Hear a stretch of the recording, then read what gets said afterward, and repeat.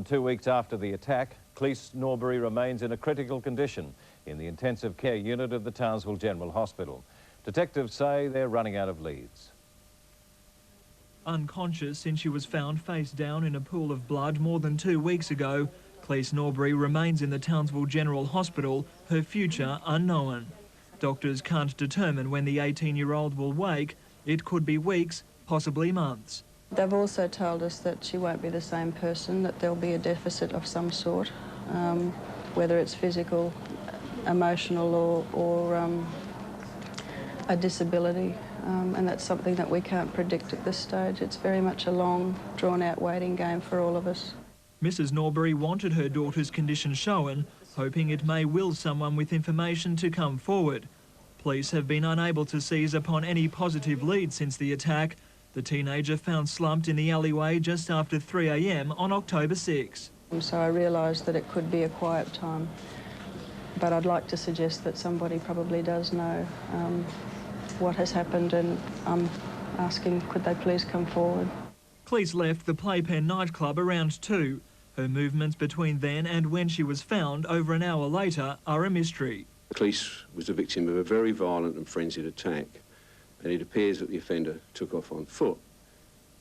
Therefore, we believe that he may live somewhere perhaps in a 3-kilometre radius of where this attack took place. Mrs. Norbury says the family isn't dwelling on who's responsible for the attack, instead channeling all their energy into Cleis's recovery. They've also been overwhelmed by the level of support shown by the Cairns community. I'm keeping a diary for Cleis so that when she wakes up we can share those memories and stories and cards with her. And each time people ring, I tell Cleis that people are calling and this is what they're saying. Family and friends have kept an almost constant bedside vigil, talking to Cleis, playing music and helping to exercise her arms and legs. I'm never going to give up. I believe that Cleis will wake up and that she will do well. And that's all we can offer her at this time, is a lot of positive reassurances that she'll be fine. Paul Lamond, 10 News.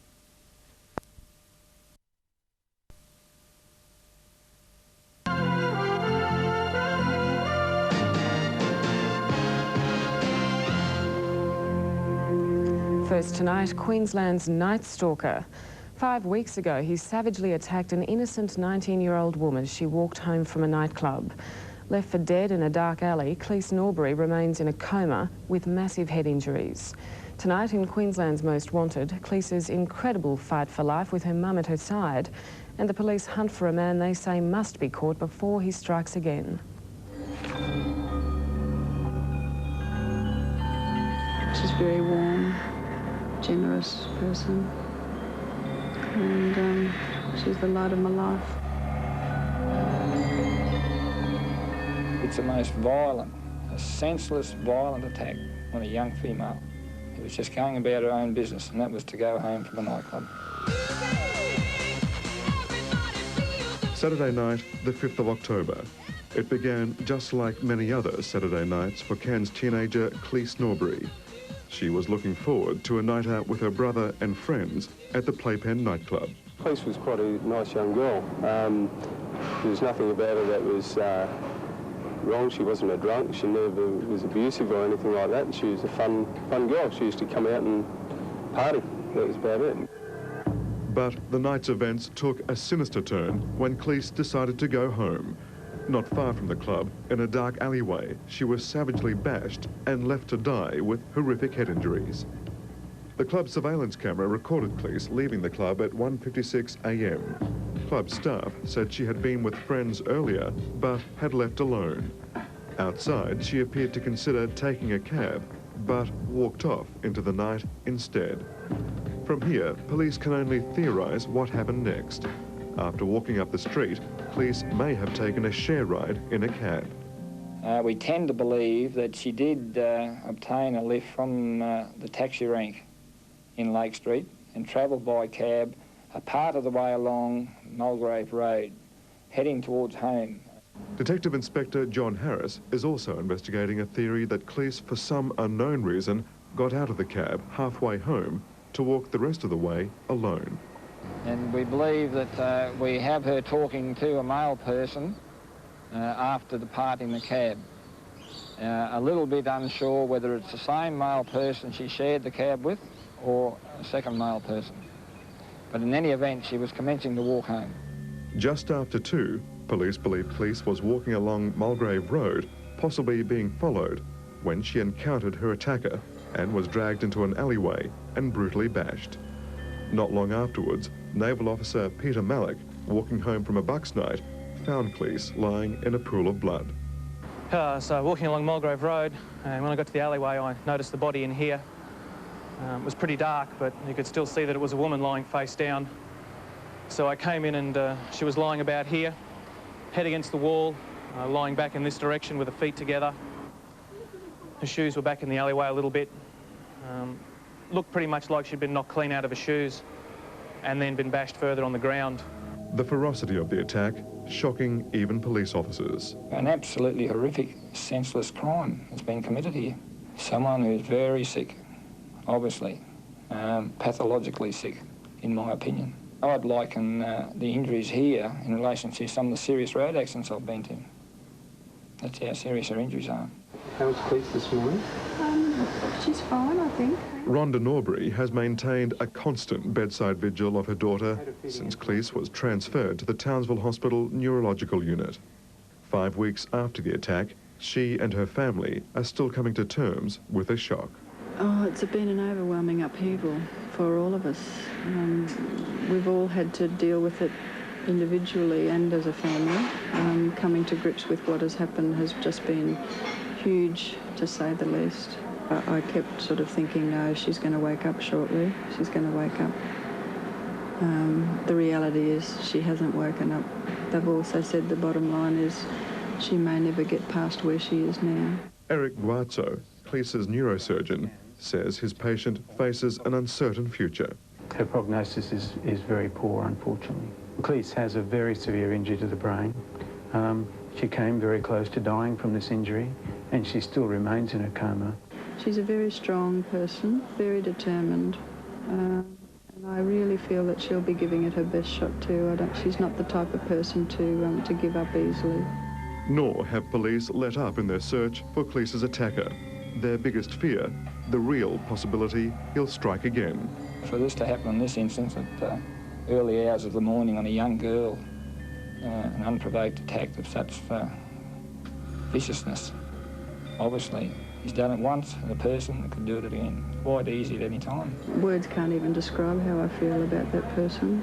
Somebody like that could attack again, and it could be anybody's daughter. It could be anybody. And again, if you can help police, please contact Crime Stoppers on 1800 333 000. Now to the hunt for Australia's most wanted. While many Cairns residents are rushing to buy last-minute presents for the family of bash victim Cleis Norbury, Christmas came slightly early. More than $6,000 was raised for the family at a country and western charity afternoon at the Bungalow Hotel yesterday. The event attracted up to 400 people and included numerous raffles, a sausage sizzle and entertainment. I found all the love I ever wanted. The funds will go towards medical costs and help pay travel expenses for Cleis's family. The 19-year-old remains in a coma in Townsville Hospital, almost 3 months since she was savagely bashed and left for dead beside a Cairns road. Time's running out. Since 19-year-old Cairns teenager Cleis Norbury was brutally bashed and left to die in a Cairns alleyway, her progress has amazed doctors. Intensive physiotherapy is planned over the coming year, rehabilitation to begin in Brisbane in a matter of weeks. Rhonda Norbury was told by doctors her daughter's head injuries were equivalent to those sustained in a severe car accident.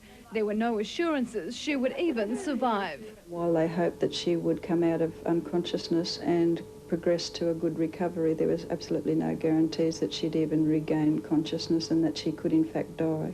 Describing it as the blackest time in her life, it was amazing scenes like this Rhonda Norbury feared she may never see again. Since speaking her first words in December, 19-year-old Cleis has progressed dramatically. Her motor skills are good and she can now eat and drink. The miraculous recovery attributed to her sheer determination. Although undergoing intensive physiotherapy, Cleis surprised everyone one Sunday when she managed to put herself back into bed while nurses were out of the room. She'd actually squirmed out of the sheets that they had tied her into the chair, and plasters on her feet, and Cleis got herself into bed, and I just don't know how she did it, but that's her strength, courage and determination that just keeps shining through. But there still remain dark moments on the road to recovery. Worst of all, Cleis's family know her attacker is still out there and are keeping her hospital location a secret. The whole ordeal a living nightmare. She often says to me, it's not fair, and I say, yes, I know, it isn't fair, but, you know, we have to move on from here. But Cleis is a fighter and very strong-willed. She's a little bit bloody-minded at times, and I think that will shine through, and she's going to need that sort of strength, particularly in the next 12 months. Georgina Lewis, 10 News. Streets of Cairns at night to see just how unsafe this holiday and tourist mecca has now become. Gangs roving the city, preying on tourists and locals. I definitely don't walk by myself at night time. It's too dangerous to get mugged, to get bashed. If you don't watch your back, if you don't travel in a group, then the chances are you'll be assaulted. Plus our exclusive road test of the new car guaranteed to cut your fuel bill in half. This car is very important. Australians use about 18 billion litres of petrol every single year. The great thing about this car is it's here and now. And you fill up at home. So it helps consumers, helps the country, helps our environment.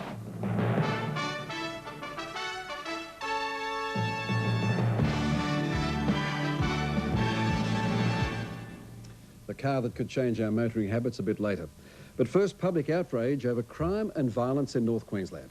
Premier Borbidge has been getting the message loud and clear over the past 2 days on what was to have been a PR exercise, promoting tourism and business opportunities. But as soon as he went on Talkback Radio in Cairns yesterday, the Premier found himself ambushed by callers who want to put a very different issue on the agenda. The issue is law and order. I defy you to walk those streets on your own at night. You wouldn't get 50 yards. And I think the public of Cairns are sick and tired of it, of what's happening down there in this beautiful city. They are called the Beige Brigade. They are waiting for their signal to go out and do the job that's not being done. They are the everyday men in the street. If something isn't done soon, they will do it.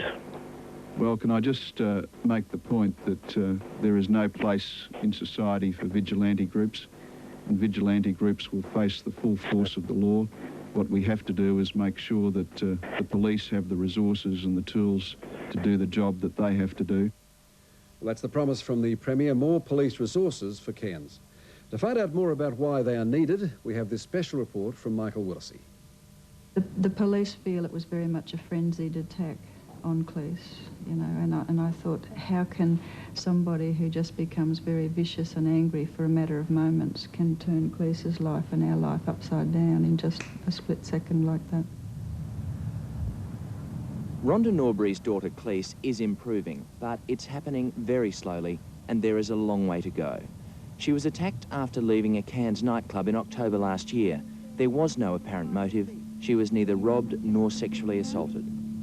She was found by a passerby, lying unconscious, face down in the pool of blood in an alleyway. And basically she was left to die. Security cameras recorded Cleis leaving the club alone, apparently looking for a cab and then deciding to walk. Only her attacker knows what happened after that. She remained unconscious for nearly 3 months, waking up just before Christmas. Doctors still can't say what kind of recovery Cleis can expect.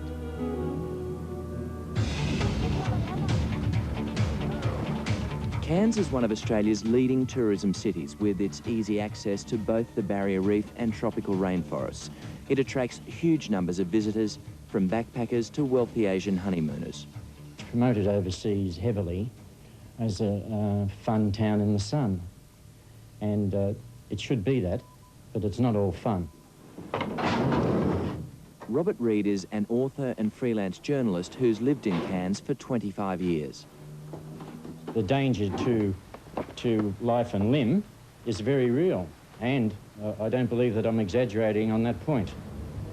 I've seen a big rise in street assaults, gangs roving the city, preying on tourists and locals if they're foolish enough to go out late at night.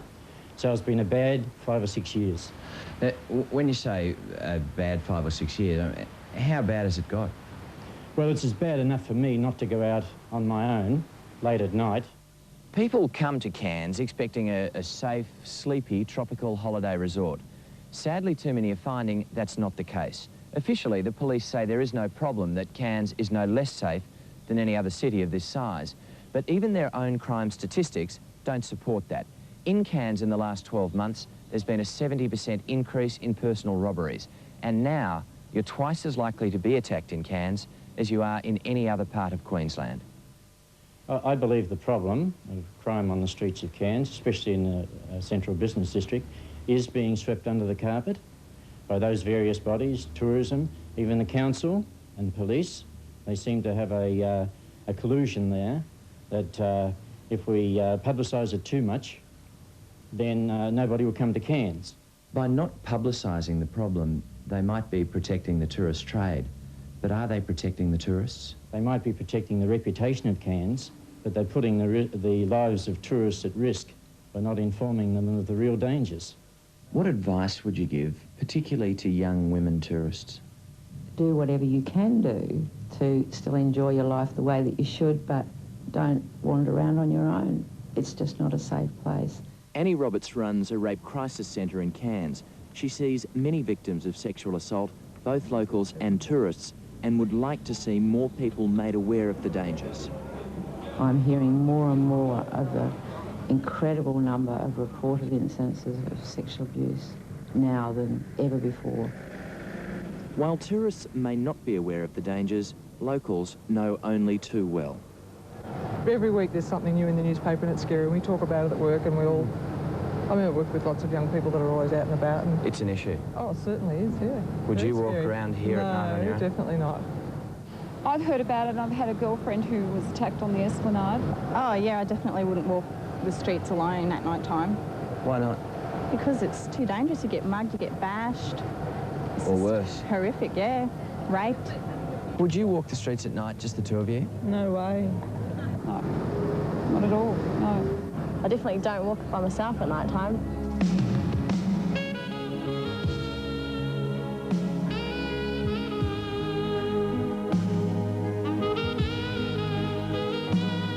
The fact remains that you can't sweep it under the carpet. It exists, and every local in Cairns know it exists. How dangerous are the streets at night? I think the risk is high enough that if you don't watch your back, if you don't travel in a group, then the chances are you'll be assaulted. Cleis Norbury and her family discovered that in the worst possible way. For the past 4 months, Rhonda has just about lived beside Cleis's bed. Next is a move to a hospital in Brisbane for continued therapy. In the hope Cleis will walk again and perhaps live something of a normal life. Is it lovely? It's very nice. It's your favourite chocolate, isn't it? Have you come to terms with what has happened? No, I don't know that you ever will come to terms with something like that. It just seems so unfair, and Cleis has said that at times. She says it's unfair.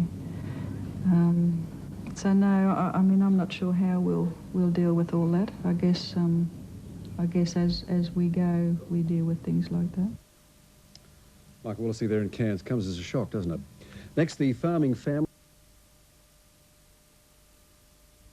And Cleis Norbury, the young woman brutally attacked in the city last year. A cheque for $7,000 being handed over to the family today. The efforts from a weekend of fundraising. And hundreds turned out for a toe-tapping evening of entertainment on Saturday night.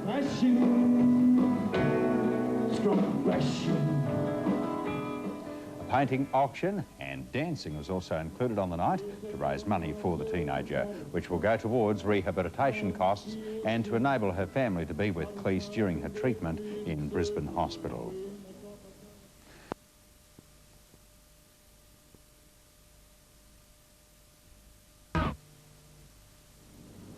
Last year, teenager Cleis Norbury was brutally bashed. In a coma for months, doctors gave her little chance of survival. Tomorrow night, a special Queensland report on a brave young woman's fight for life. She's the light of my life. Cleis Norbury was bashed and left for dead after leaving a Cairns nightclub last October. Doctors didn't expect her to survive, but against all odds, she's back on her feet. I'm not meant to survive. Surviving now. Cleis can now walk and talk, but she suffered permanent brain damage. Yet the person responsible for the horrific crime is still walking free. Never come to terms with what's happened. I've lost the Cleis that I used to know. A very, very moving story, that one. Just one of our reports tomorrow night when we return at 6:30. I hope you'll join us then. Good night. Fat in pets. So, 1,000,000 to 1 chance at life. The Queensland teenager bashed into a coma. Doctors said she wouldn't survive, but the unbelievable's happened. The reality is she hasn't woken up. They've also said the bottom line is she may never get past where she is now. But Cleis defied those predictions. 7 months after that near-fatal attack, this brave young woman is back on her feet and smiling.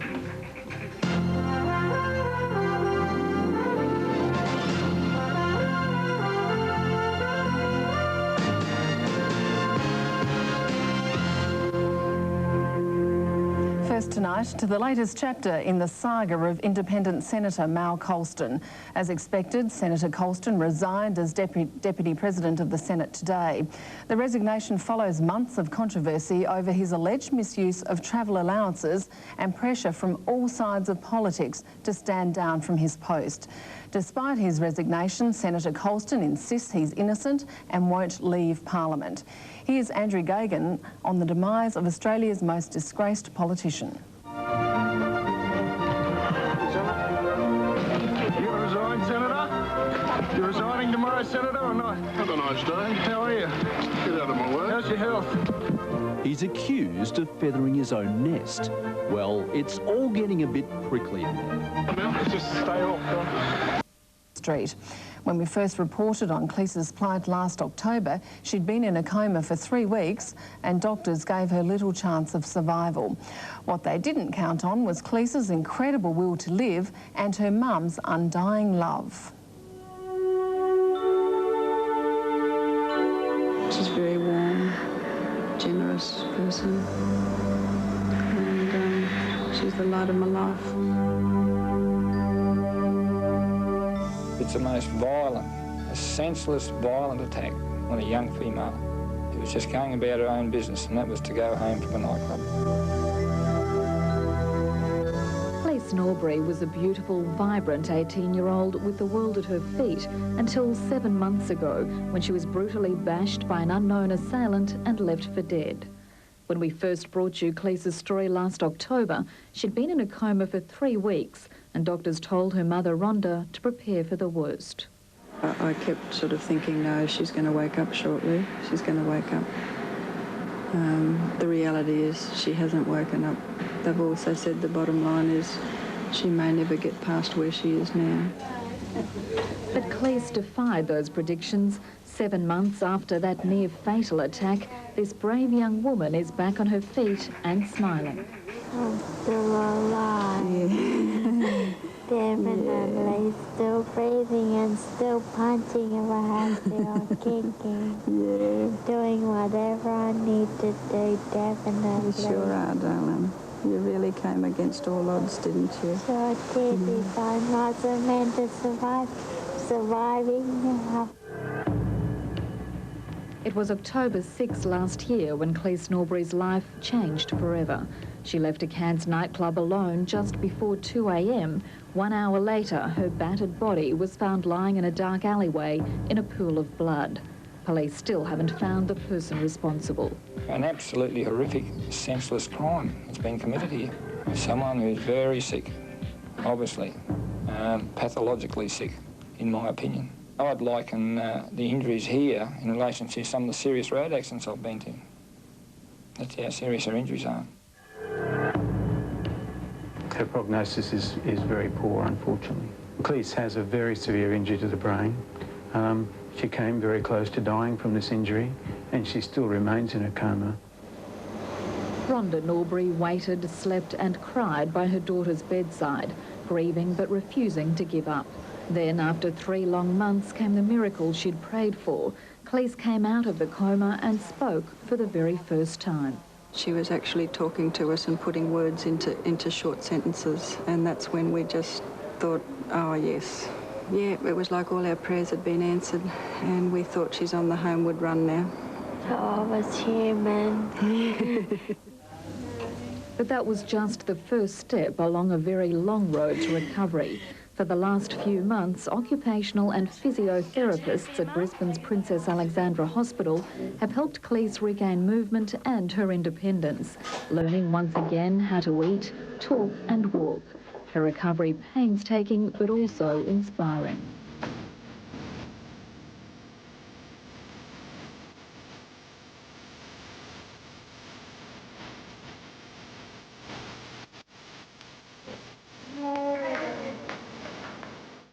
She's a very strong person with great courage and determination, and she's always been very independent and knows what she wanted, and those qualities have been invaluable for helping her to get through this ordeal.